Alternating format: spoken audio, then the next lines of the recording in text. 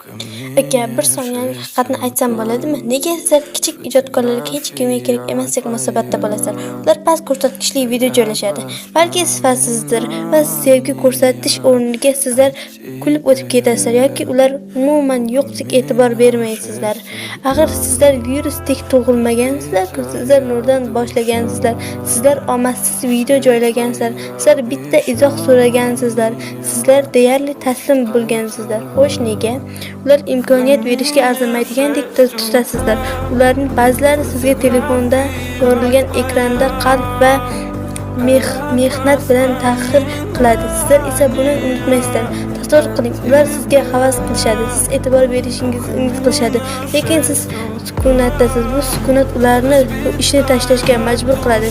Shuning uchun keyin safar o'z kuchingiz berib harakat qilayotgan kichik ijodkorlarni o'tkazib yuborishdan oldin bitta like bosing va harakatda davom eting, ilhomlantiring. Ular yana ishonishga sabab, chunki bugun e'tiborga olganingiz dunyoga ilhom bera oladigan odam bo'lishi mumkin.